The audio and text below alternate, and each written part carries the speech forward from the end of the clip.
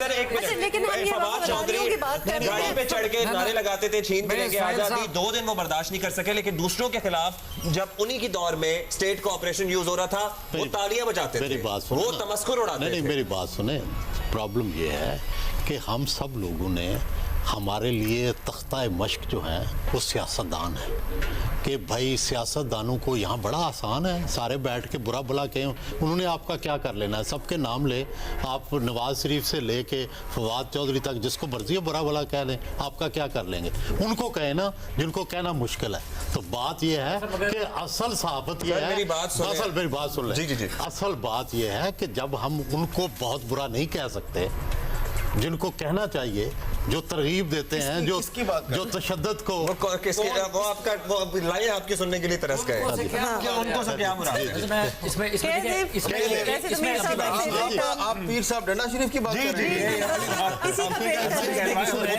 Issue ये है कि जब तहरीक इंसाफ की हुकूमत आई भाई साहब, तो आपको याद होगा कि एक ज़माना था कि हर चीज़ ही ISPR के जरिए मैनेज होती थी, जिनका आप बात करें ना कि नाम लेना बड़ा मुश्किल है।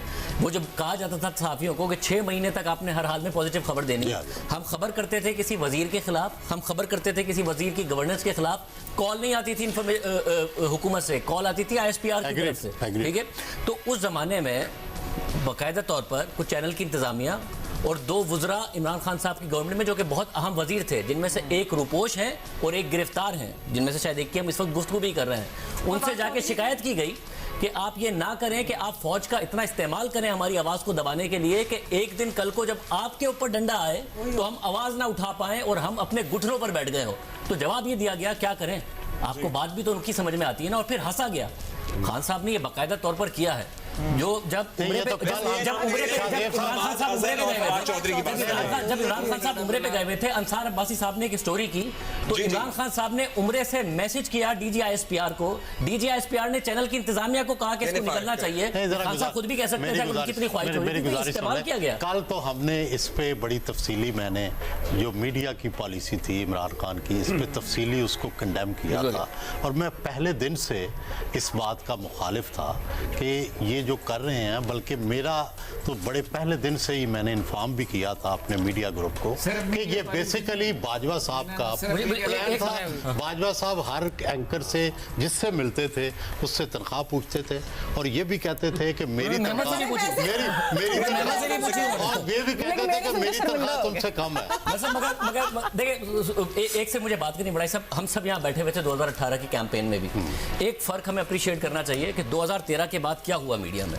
हम बात तो करते हैं कि डेमोक्रेसी को बड़ा नुकसान हुआ, दूसरी चीजों को नुकसान हुआ, मीडिया को कितना नुकसान हुआ है।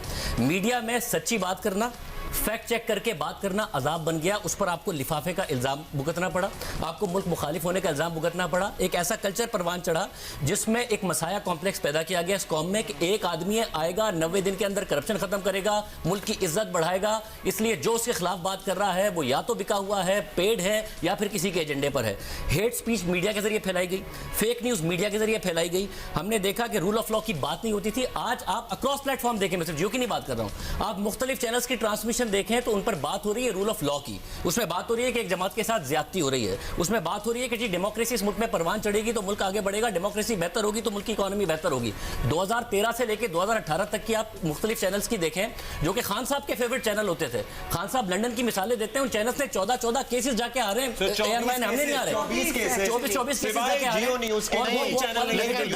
आज देखें, आज रूल ऑफ लॉ की बात कर रहे हैं, आप भी कर रहे हैं, हम भी कर रहे हैं, बहुत सारे वो लोग जो ये बात करते थे और नफरत अंगेजी करते थे, जब वो माइनस हो गए तो आप देखिए ना डिस्कोर्स कितना बेहतर हो गया मीडिया के अंदर। जो शाहजेद, सिर्फ मैं एक चीज बात करूं, जो शाहजेद बात कर रहे हैं ना, वो बेसिकली ये बात कर रहे हैं जो इसने वाकया भी सुनाया है कि जो मैंने एक कल भी बात की थी कि भाई जब PDM की जमातें इनको कहती थी हमारे साथ आके बैठ जाओ, पार्लियामान में वापस आ जाओ, ऐसा ना करो कि बंद गली में चले जाओ तो हमारे लिए भी वापसी है, सियासतदान आना मुश्किल हो। यही बात मीडिया भी इनको समझाता था कि जो 2-4 इदारे हैं इंडिपेंडेंट, वो आप बात करते हैं, वो आपको क्रिटिसाइज भी करते हैं, वो मेरिट पे करे, वो किसी एजेंडा के तहत तो आपको कर नहीं रहे तो करने दें, आपकी भी क्रेडिबिलिटी रहेगी और हमारा यानी कि ये मत करें, क्योंकि आप अगर ये करना शुरू हो गए कि ISPR के थ्रू आप हम लोगों को बंद कराना शुरू हो गए या धमकियां दिलवाना शुरू हो गए तो फिर पूरा मीडिया जो है उसके ऊपर आजाद आवाजें जो है ना वो अगली बार भी फिर मसला होगा जब आपके ऊपर आता है। ISPR का जिक्र को ज्यादा नहीं कर रहे।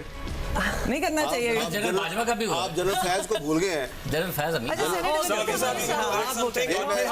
इतनी बात कर ली है पाकिस्तान तहरीक इंसाफ की और उनकी मीडिया पॉलिसी की, जी बिल्कुल उनसे हम मौक़िफ़ लेंगे। लेकिन जितने लोग इमरान खान के साथ थे ना, इनका कोई उनके नज़रिए से या उनकी शख्सियत से कोई लगाव नहीं था। अगर उस तरह की बात होती तो इमरान खान तो 95-96 से सियासत में आए थे ना, तो उस वक्त ये लोग उनके पास चले जाते ना। 2002 में उनके पास नहीं। फिर भी उनके कहने से असेंबलियां तोड़ते रहे। एक मिनट, ये सब लोग वो पीर ऑफ डंडा शरीफ ने इमरान खान के यहाँ भेजे हुए थे।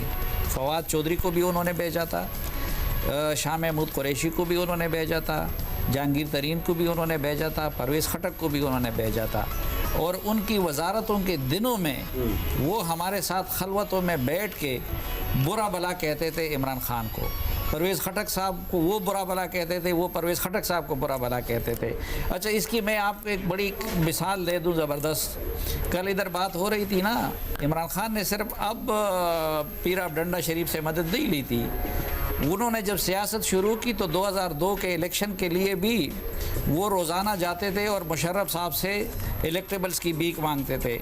लेकिन उस वक़्त जब उन्होंने मुस्लिम लीग काफ को चुना तो इमरान खान साहब नाराज़ हो गए और इमरान खान के मुखालिफ, वरना तो उन्होंने तो रेफरेंडम में मुशर्रफ के लिए वोट मांगे थे। तो उस वक़्त शाह महमूद कुरैशी, एक मिनट, एक दिन हमारे पास टाइम बाकी बड़ा शॉर्ट। DGISI से शिकायत हुई कि जी इमरान खान कहता है कि मेरे पास लोग आना चाहते हैं लेकिन वो नहीं आने देते ISI वाले।